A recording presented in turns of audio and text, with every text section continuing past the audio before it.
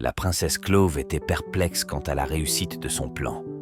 Elle se demandait quel avantage elle pouvait tirer en provoquant ainsi le prince Kyros de cette manière.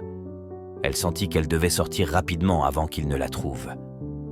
Dans un geste réflexe, elle saisit la relique rouge, puis la lâcha brusquement, se demandant ce qui lui arrivait. Toutefois, elle se rendit compte que les choses ne se passaient pas comme prévu lorsque le prince Kyros la rattrapa soudainement. Il interrogea la princesse sur les raisons de sa fuite et lui demanda si elle avait peur qu'il la blesse. Pendant ce temps, elle avait déjà réussi à s'enfuir. Le prince remarqua qu'une des reliques de son grand frère était au sol et fut persuadé que la princesse était celle qu'il avait prise et jetée. Pendant ce temps, la princesse, incapable de retrouver son chemin dans le labyrinthe du palais, fut surprise par le prince qui se tenait derrière elle. Le prince admira l'audace de la princesse et admit avoir sous-estimé ses compétences. Il expliqua qu'il avait cherché à susciter une réaction de sa part en la provoquant, mais que c'était plutôt elle qui avait réussi grâce à son propre stratagème, tenant la relique dans sa main.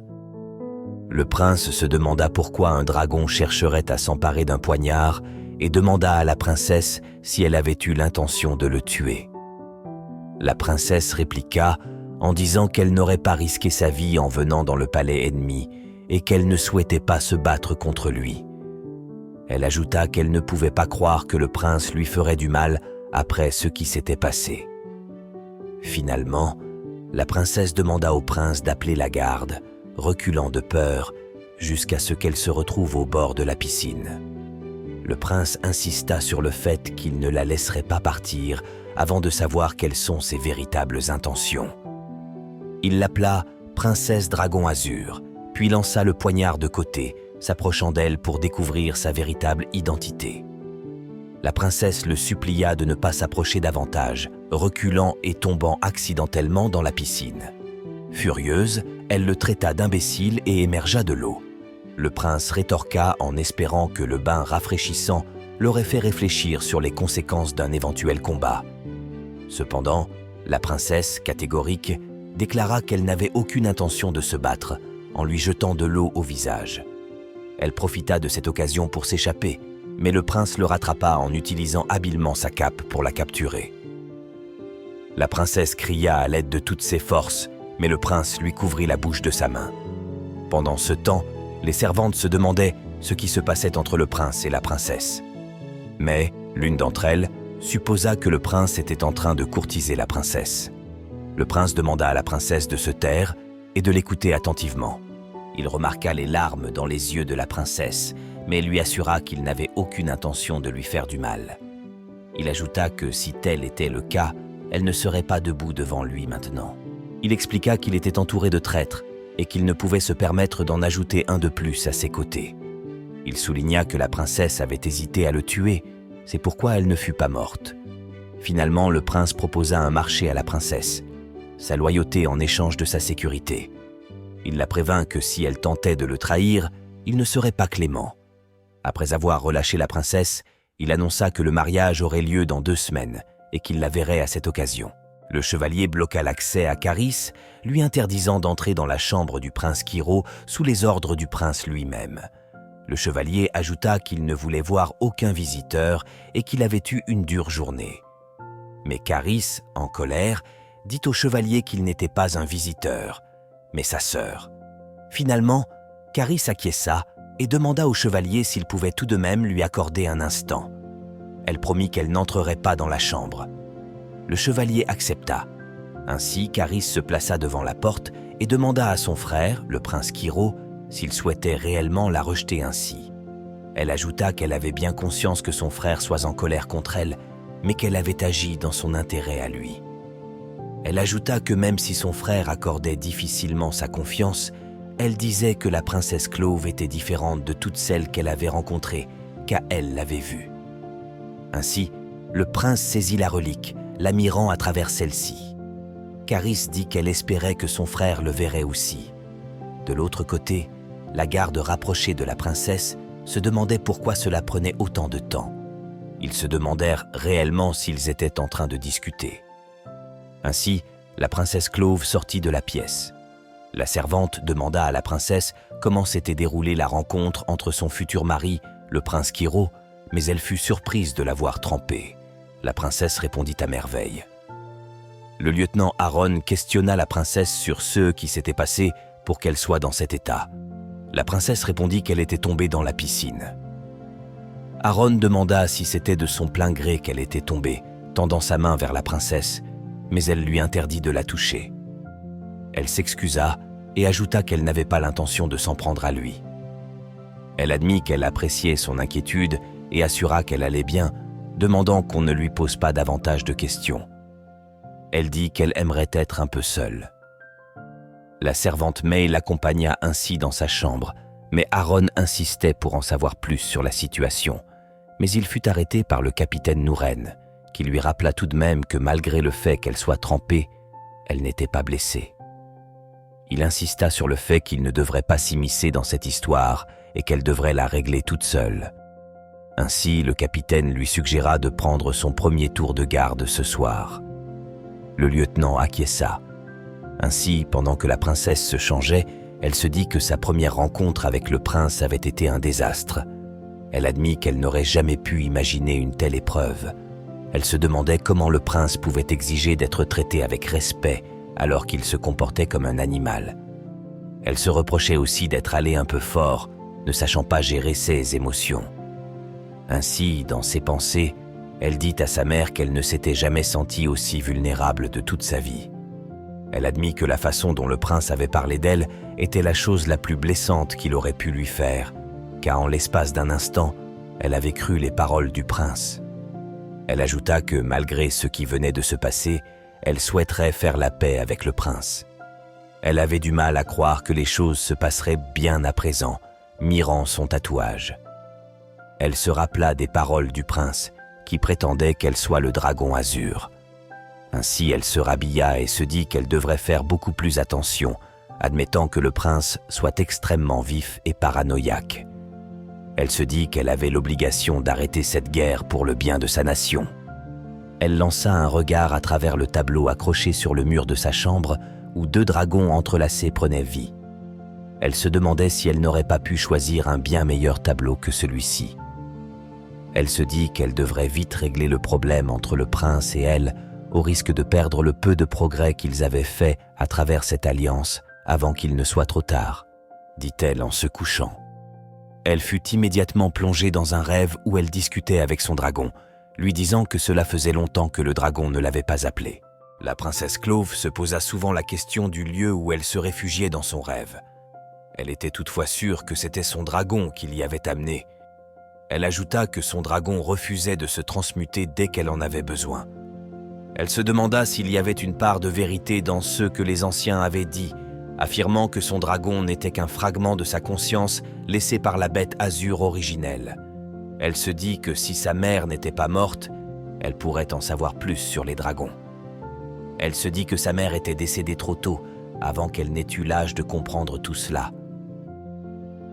Ainsi, elle se remémora des souvenirs de son enfance quand sa mère était encore en vie et qu'elles allaient cueillir des fleurs. Elle aurait aimé revoir ce spectacle une fois de plus. Au loin, pendant sa marche, elle remarqua plusieurs drapeaux rouges au sol. Elle se demanda ce qui se passait, puis aperçut le prince Quiro. Elle l'appela, le prince Quiro se retourna. Elle lui demanda si c'était un rêve ou un de ses souvenirs. Le prince Quiro répondit que cela pouvait paraître farfelu, mais que ce n'était ni un rêve ni un de ses souvenirs. Il ajouta qu'il ne se souvenait pas avoir déjà eu aussi froid. La princesse essaya de toucher le prince et lui demanda si tout allait bien. La princesse lui dit qu'elle n'avait jamais vraiment compris quel était cet endroit, ajoutant qu'il n'était pas seul ici. Cependant, le prince rétorqua qu'il n'avait jamais dit qu'il était seul. Le dragon azur poussa des cris de colère en voyant le dragon pourpre. La princesse essaya de les arrêter en vain, mais les 2 dragons s'attaquèrent. Le dragon azur mordit le dragon pourpre avec ses crocs, tandis que ce dernier en fit de même. La princesse se dit qu'elle devait trouver une solution pour les arrêter. Pendant ce temps, dans un combat féroce, les dragons se déchaînèrent. La princesse demanda au prince de les arrêter, mais le prince restait figé, sans répondre. La princesse demanda au prince s'il souhaitait voir un chaos sans fin jusqu'à la mort des 2 dragons, mais le prince rétorqua qu'il ne pouvait rien faire. Il dit qu'il avait appris que les créatures divines jouaient selon leurs propres règles. Il ajouta qu'elles étaient et seraient piégées dans cette lutte éternelle, tel était leur destin. La princesse l'implora de trouver une solution, mais le prince, en caressant son doux visage, lui dit que ses illusions ne faisaient que le décevoir. Ainsi, le prince attrapa son cou en la serrant très fort, mais la princesse lui demanda d'arrêter en le suppliant. Le prince rétorqua que la princesse était trop proche, ajoutant que malgré le fait qu'elle soit une ravissante jeune fille, elle n'avait rien à faire dans cet endroit. Il lui dit que la prochaine fois, elle devrait trouver son propre cauchemar. Pendant ce temps, Caris, la sœur du prince, se réveilla brusquement de son sommeil, se demandant si c'était une connexion entre les 2 dragons. De l'autre côté du palais, la princesse poussa un cri, alertant les servantes qui vinrent immédiatement dans sa chambre en lui demandant ce qui se passait. La princesse se réveilla en touchant son cou, mais Aaron entra dans la pièce en lui demandant ce qui se passait.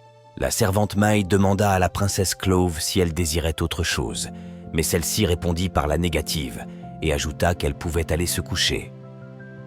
Pendant ce temps, une servante discuta avec Aaron, lui demandant de se joindre à eux. Elle le menaça gentiment en disant que le capitaine Nouren n'aimerait pas entendre que le lieutenant Aaron avait quitté son poste lors de la scène. Le lieutenant Aaron, d'un sourire forcé, acquiesça. Ainsi, la servante sortit et dit à sa seconde qu'elle aimerait trouver un homme comme lui. Le lieutenant Aaron demanda à Clove ce qui s'était réellement passé, mais celle-ci insista sur le fait qu'elle avait juste fait un mauvais rêve. Aaron demanda si la cause ne serait le prince Kiro, dû au fait qu'elle était revenue de la discussion avec le prince toute trempée.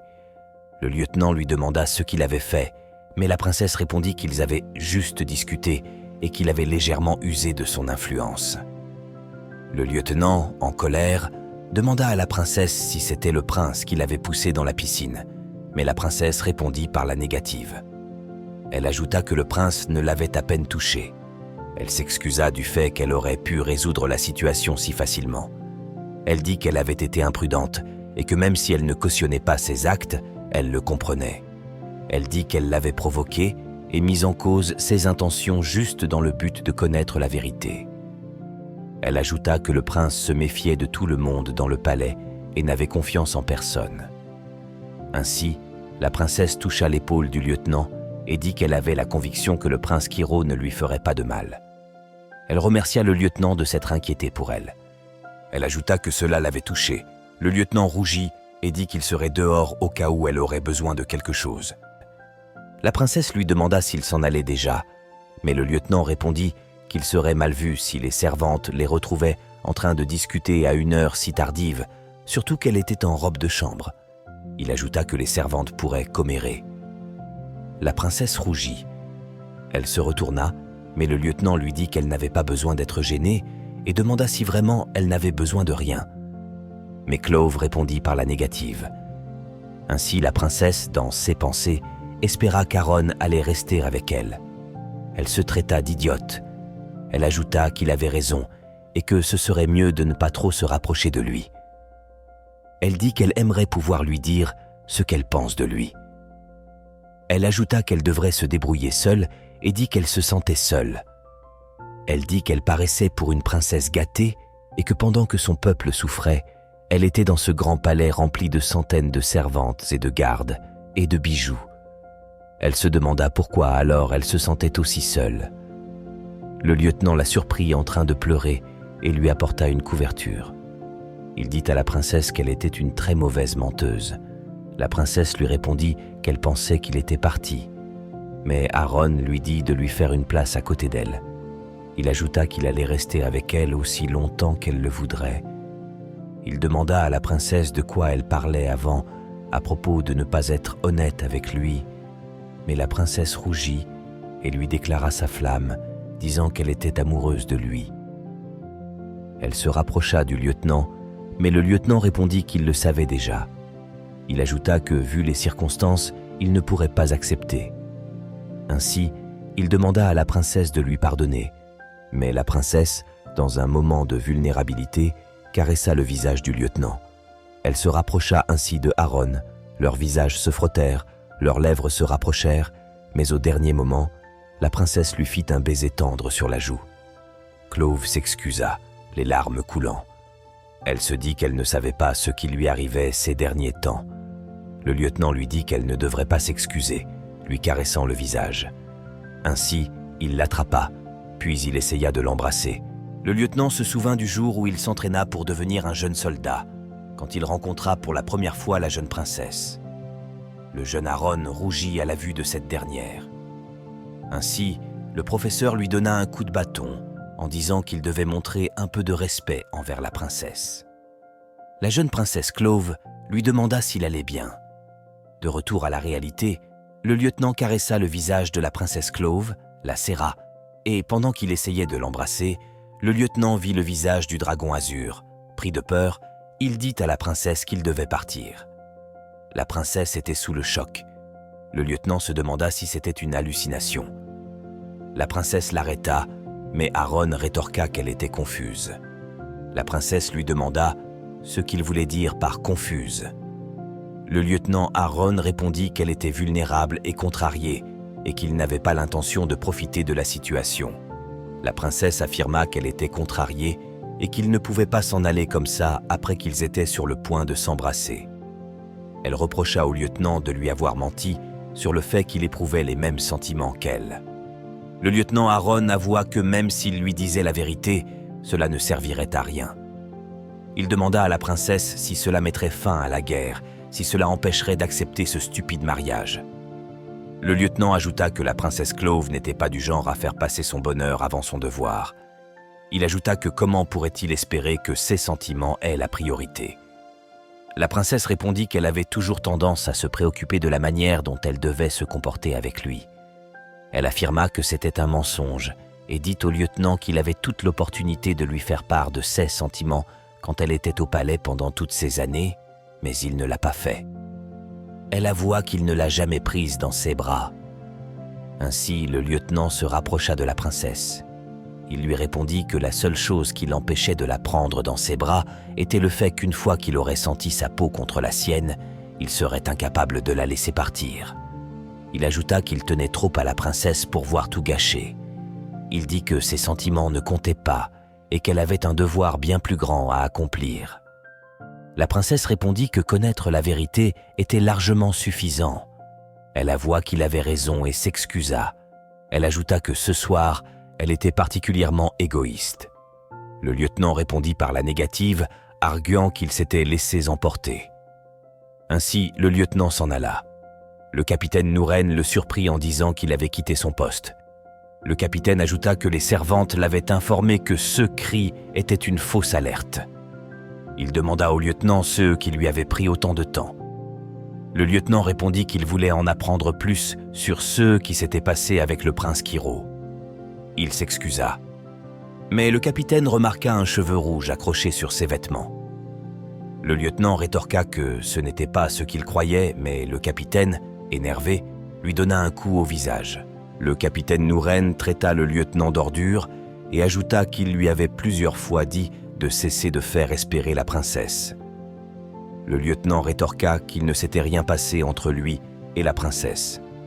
Le capitaine dit qu'il les connaissait depuis bien trop longtemps pour croire ce qu'il disait. Il ajouta que le lieutenant ne serait plus responsable de la sécurité de la princesse, mais Aaron rétorqua qu'il était pourtant le plus compétent à ce poste. Le capitaine expliqua qu'il avait une seule mission, celle de protéger le dragon au péril de sa vie, mais il constata que le lieutenant Aaron profitait des sentiments de la princesse alors qu'ils étaient dans le palais ennemi. Le capitaine dit à Aaron qu'il devrait avoir honte. Le lieutenant Aaron rétorqua « Honte de quoi ? D'avoir tenu une fille apeurée dans les bras ou d'oser penser qu'il existe en elle autre chose que l'esprit d'un ancien dragon ?» Le lieutenant dit au capitaine qu'il savait pertinemment que l'accord de mariage était une mauvaise chose. Le capitaine Nouren rétorqua que c'était la décision de la princesse et qu'on ne pouvait y résoudre. Le lieutenant Aaron répondit que le fait que le prince Kiro continue d'ôter la vie d'innocents malgré l'accord est-il un choix ? Il demanda au capitaine Nouren que quand le prince se glisserait dans le lit de la princesse et la prendrait, si cela serait également son choix. Le capitaine répondit que ce n'était pas son problème et que sa décision était sans appel. Le lieutenant dit au capitaine qu'il voyait qu'il n'était pas préoccupé par la sécurité de la princesse. Il ajouta que, selon le capitaine, la princesse n'était juste qu'un réceptacle pour ce dragon. Il dit ensuite que le capitaine n'était pas différent des lâches incompétents qui avaient laissé une innocente jeune fille réparer leurs dégâts. Il rajouta que c'était comme ça que le capitaine gagnait son titre de capitaine. Le capitaine, en colère, attrapa les vêtements du lieutenant, disant de ne pas croire qu'il était le seul à veiller sur la princesse. Ainsi, le capitaine demanda à une servante où se trouvait la princesse. Celle-ci répondit qu'elle était dans le ranch, mais le capitaine rétorqua qu'elle ne devait pas sortir seule. Pendant que la princesse s'occupait de son cheval, la servante Mai lui dit qu'elle ne devrait pas s'en occuper. La princesse répondit que c'était la chose qui la rendait plus calme. Elle ajouta dans ses pensées qu'elle avait l'impression de ne plus être elle-même depuis qu'elle avait intégré ce palais.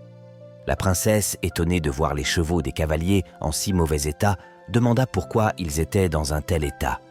La servante dit que la plupart des chevaux de cavalerie revenaient des champs de bataille. Elle ajouta qu'elle ne pouvait pas blâmer les soldats, car sur le champ, ils arrivaient à peine à prendre soin d'eux, sans parler de leur monture. Ainsi, la garde rapprochée de la princesse arriva pendant que les autres servantes contemplaient la princesse.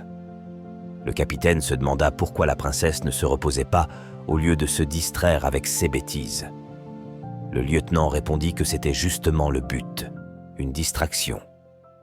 Pendant ce temps, de l'autre côté du palais, le prince s'étonna du fait que la princesse passait uniquement son temps avec les chevaux. Il ajouta que le moindre soupçon de neige et la branche avaient déjà cédé, se réfugiant vers les chevaux.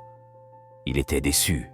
Il dit que, après toutes ces menaces, la princesse était comme les autres finalement, ces êtres faibles qui disparaissent quand ils sont menacés. Sa sœur sourit et lui dit que c'était la raison pour laquelle le prince était incapable de sortir de sa coquille. Elle ajouta que cette branche fragile dont il parlait était loin de se briser, bien au contraire, elle était capable de supporter n'importe quel fardeau au détriment de son propre confort ou de son bonheur. Elle demanda à son frère, le prince, d'ouvrir les yeux et ajouta qu'il avait besoin d'alliés. Elle dit ensuite qu'elle pourrait le prendre par surprise.